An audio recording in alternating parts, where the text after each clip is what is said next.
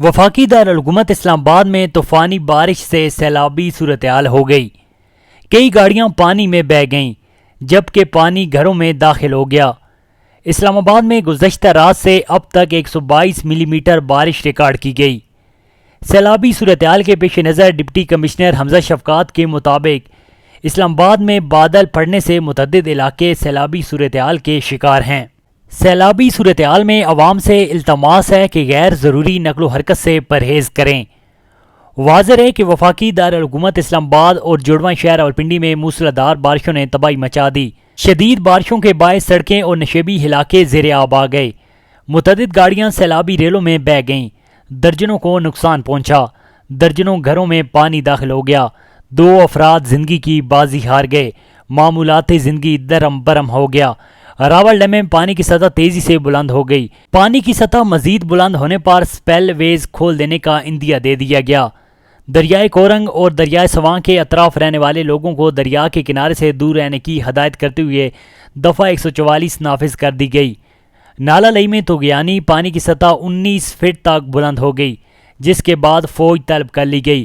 تفصیلات کے مطابق موسلادھار بارش سے سب سے زیادہ اسلام آباد کا علاقہ سیکٹر E11 متاثر ہوا، جہاں پانی گھروں میں داخل ہو گیا اور پانی کے ریلے میں بہہ کر درجنوں گاڑیوں کو بھی نقصان پہنچا۔ پولیس حکام کے مطابق سیکٹر E11 ہاؤسنگ سوسائٹی پر مشتمل سیکٹر ہے اور یہاں پولیس فاؤنڈیشن کے پیٹرن ان چیف سیکٹری داخلہ خود ہیں، جہاں سوسائٹی انتظامیہ کی ناقص کارکردگی کے باعث سیلابی صورتحال پیدا ہوئی۔ حکام کے مطابق سیلابی صورتحال سے نمٹنے کے لیے سوسائٹی انتظامیہ کی کوئی بھی مشینری موجود نہیں تھی۔ بعد میں CDA انتظامیہ نے سیکٹر E11 میں ہنگامی بنیادوں پر سیلابی پانی کو نکالنے کے لیے کام کیا۔ حکام کا کہنا تھا کہ سیکٹر E11 کے ایک گھر کی بیسمنٹ سے رہائش پذیر ماں بیٹی پانی بھر جانے کے سبب جاں بحق ہو گئے تھے۔ اہل خانہ کے مطابق نالے کا پانی گھر میں داخل ہونے سے 4 بچے اور ماں ڈوب گئے تھے۔ انتظامیہ نے 3 بچوں کو بچا لیا، ایک بچہ اور ماں ڈوب کر جاں بحق ہوئے۔ E11 میں سیلابی پانی سے جہاں بحق بچے کے چچا نے بتایا کہ صبح 6 بجے پانی گھر میں داخل ہوا اور 15 منٹ کے بعد گھر کی پچھلی دیوار گر گئی۔ جاں بحق بچے کے چچا کے مطابق بیسمنٹ میں پانی داخل ہونے سے میرا بھتیجا اور ان کی والدہ ڈوب گئیں۔ انہوں نے کہا کہ علاقہ مکینوں نے اپنی مدد آپ کے تحت پانی نکالا۔ انتظامیہ 8:30 بجے کے بعد پہنچی۔ ایڈیشنل DC اسلام آباد نے کہا کہ ریسکیو ٹیمز کی ایسی غفلت دوبارہ برداشت نہیں کی جائے گی۔ اس سے قبل صبح سویرے ڈپٹی کمشنر اسلام آباد نے اپنے ایک ٹویٹ میں بتایا کہ اسلام آباد میں بادل پھٹنے کے باعث مختلف علاقوں میں سیلاب آ گیا ہے۔ سیکٹر E11 میں کلاؤڈ برسٹ کے بعد امدادی کام جاری رہا۔ آرمی کی ریسکیو ٹیمیں E11 میں امدادی کاموں میں مصروف رہیں۔ اعلامیہ کے مطابق سیلاب کی کسی بھی صورتحال سے نمٹنے کے لیے ہنگامی بنیادوں پر تیاریاں مکمل کر لی گئی ہیں۔ ادھر ایک بیان میں محکمہ موسمیات نے ڈپٹی کمشنر اسلام آباد کے دعوے کی تردید کرتے ہوئے کہا کہ 26 جولائی کو موسم کی صورتحال کے حوالے سے پیشن گوئی کی جا چکی تھی۔ یہ شدید بارش تھی جسے بادل کا پھٹنا نہیں کہا جا سکتا۔ دوسری جانب بارش کے بعد پیدا ہونے والی صورتحال کے پیش نظر CDA کی جانب سے متعدد ٹویٹس میں امدادی کارروائیوں اور راستے کلیئر کرنے کے عمل سے آگاہ کیا جاتا رہا۔ ایک ٹویٹر پیغام میں CDA نے بتایا کہ پشاور موڑ انٹرچینج سری نگر ہائی وے پر متعدد مقامات کو کلیئر کر دیا گیا ہے۔ اسلام آباد میں تیز بارش کے بعد راول ڈیم میں پانی کی سطح تیزی سے بلند ہونے لگی۔ پانی ذخیرہ کرنے کی گنجائش انتہائی کم رہ گئی۔ راول ڈیم انتظامیہ نے الرٹ جاری کرتے ہوئے بتایا کہ پانی کی سطح مزید بلند ہونے پر سپیل ویز کھول دیے جائیں گے۔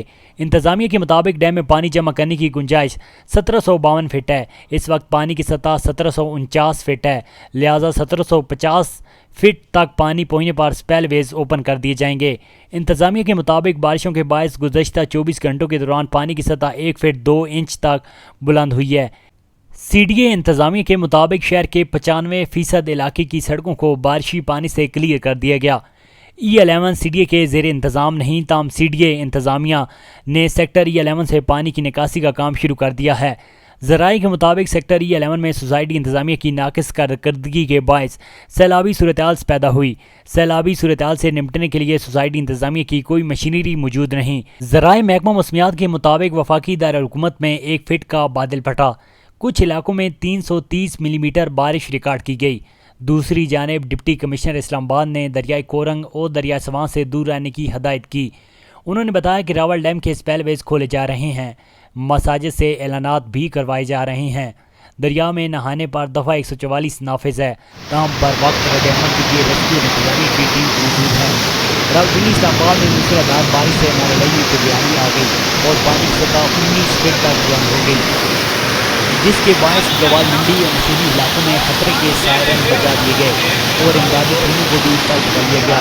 فلڈ کنٹرول روم کے مطابق نالہ میں پانی کی سطح میں مسلسل اضافہ ہو رہا ہے، جس سے مسیحی علاقوں کے زیر آب آنے کا خطرہ ہے۔ صورتحال کی حفاظت پاک فوج اور اداروں کے اہلکاروں کو طلب کر لیا گیا ہے۔ دوسری جانب وفاقی وزیر داخلہ شیخ رشید، جن کا تعلق راولپنڈی سے ہے، وہ نالہ میں آنے والی طوفانی کا جائزہ لینے کے لیے گوالمنڈی پہنچے، جہاں ایم ڈی واسا راجہ شوکت، ڈپٹی کمشنر راولپنڈی نے شیخ رشید کو بریفنگ دی۔ اس موقع پر میڈیا سے گفتگو کرتے ہوئے انہوں نے کہا کہ نالہ لئی ہر 20 سال بعد 200 آدمیوں کی جان لیتا ہے۔